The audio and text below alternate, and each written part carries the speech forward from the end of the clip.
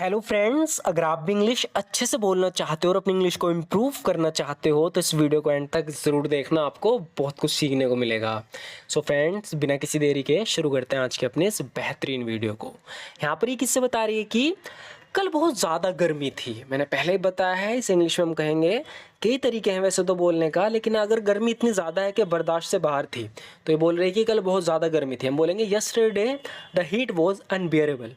Yesterday the heat was unbearable, यानी कल बहुत ज़्यादा गर्मी थी, इतनी थी कि बर्दाश्त नहीं हो रहा था। या आप ऐसे कह सकते हो कि the weather was scorching hot yesterday. Scorching यानी तपतपाती धूप वाला जो मौसम रहता है जिसमें बहुत ज़्यादा गर्मी होती है, तो बता रही है कि the weather was scorching hot yesterday. कल बहुत ज़्यादा गर्मी थी। अगर स्कॉर्चिंग का यूज़ हो रहा है तो बहुत ही ज़्यादा गर्मी है।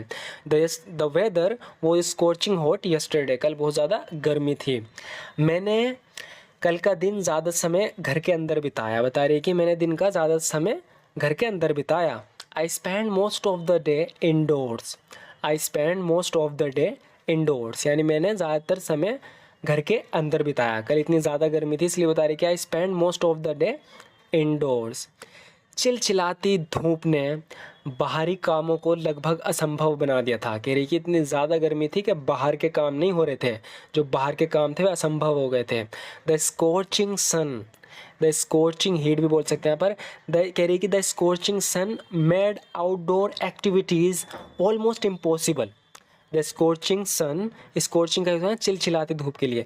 The scorching sun made outdoor activities almost impossible. चिलचिलाती धूप ने बाहर के काम को लगभग असंभव बना दिया था।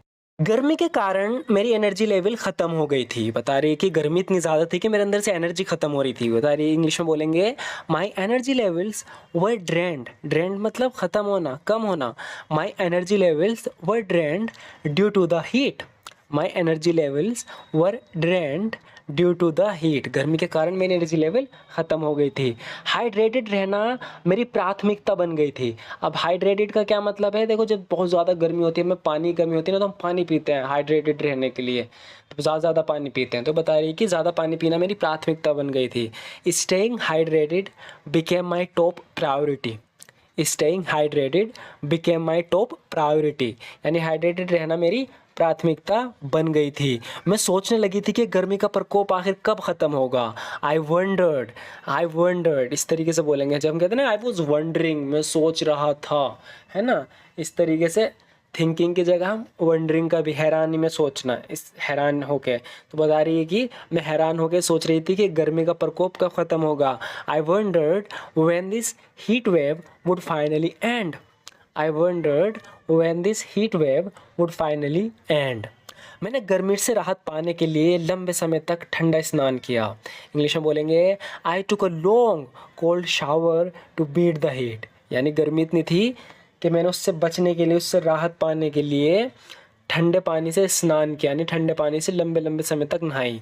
I took a long cold shower to beat the heat. I took a long cold shower to beat the heat. गर्मी से बचने के लिए मैंने लंबे समय तक ठंडे पानी से स्नान किया। बाद में शाम को मैं कुछ दोस्तों से मिली। कह रही कि जब शाम हो गई, later in the evening I met up with some friends. Later in the evening I met up with some friends. बाद में शाम को मैं कुछ दोस्तों से मिली। Later in the evening I met up with some friends, यहाँ पर खाली इस मेट का भी यूज़ करोगे तब भी चल जाएगा। बाद में शाम को मैं अपने कुछ दोस्तों से मिली अपने पसंदीदा कॉफ़ी शॉप पर। तो यहाँ पर तो हमने देखा, हम बता रहे हैं कि later in the morning I met up with some friends, मैं अपने कुछ दोस्तों से मिली। अब किसी जगह मिली, अगर उसको हम बताएं, जैसे कि यहाँ पर कह रही है कि later in the evening I met up with some friends at our favourite coffee shop. At our favourite coffee shop, अपने पसंदीदा कॉफ़ी शॉप पर। लेटर इन द इवनिंग, बाद में शाम को, I met up with some friends at our favourite coffee shop. बाद में शाम को अपने कुछ दोस्तों से मिली अपने मनपसंदीदा कॉफ़ी शॉप पर। हमने घंटों बातचीत की और पुराने दिनों को याद किया। इंग्लिश में बोलेंगे we spend hours chatting. We spend hours chatting and reminiscing about old days. Reminiscing, इसका अगर यूज़ हो गया तो समझो हम पुराने दिनों को याद कर रहे हैं। पुराने दिनों को सोच कर याद करना, इसको बोलते हैं reminiscing about old times, old days. बता रही कि we spend hours chatting and reminiscing about old times. हम घंटों बातचीत की हमने पुराने दिनों को याद करके। We spend hours chatting and reminiscing about old times. मेरे एक दोस्त ने सुझाव दिया कि हम पास के पार्क में टहलने चलें। इंग्लिश में बोलेंगे one of my friends suggested. सुझाव देना इसके लिए बोलते हैं सजेस्ट। तो बता रही है कि one of my friends suggested, यानी बहुत सारे फ्रेंड में से एक दोस्त ने, वन ऑफ माई फ्रेंड्स एक दोस्त ने सजेस्टेड सुझाव दिया, we go for a walk in the nearby park, कि हम पास के पार्क में टहलने चलें। One of my friends suggested we go for a walk in the nearby park. मेरे एक दोस्त ने सुझाव दिया कि पास के पार्क में टहलने चलें। जैसे हम पार्क में टहल रहे थे, डूबते सूरज ने आकाश को सुंदर रंगों से रंग दिया।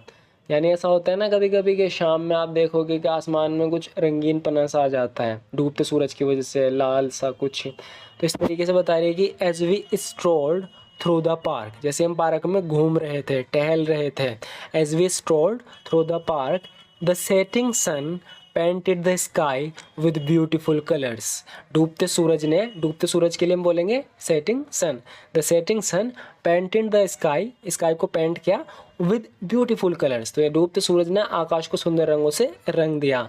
As we strolled through the park, जैसे हम पार्क में घूम रहे थे। काफ़ी देर दोस्तों के साथ समय बिताने के बाद रात 10 बजे मैं घर लौटी। I got back home at 10 PM। At 10 PM मतलब रात के 10 बजे, एम होता तो दिन के 10 बजे। आई got back home at 10 PM। मैं रात के 10 बजे घर लौटी। After hanging out with my friends for quite a while, काफ़ी देर दोस्तों के साथ घूम के। तो इंग्लिश में बोल रहे हैं I got back home at 10 PM after hanging out with friends for quite a while. रात में भी तापमान ज़्यादा गिरावट नहीं हुई, यानी रात में भी तापमान में ज़्यादा गिरावट नहीं हुई, गर्मी ऐसी की ऐसी रही, बस थोड़ा बहुत फ़र्क आया।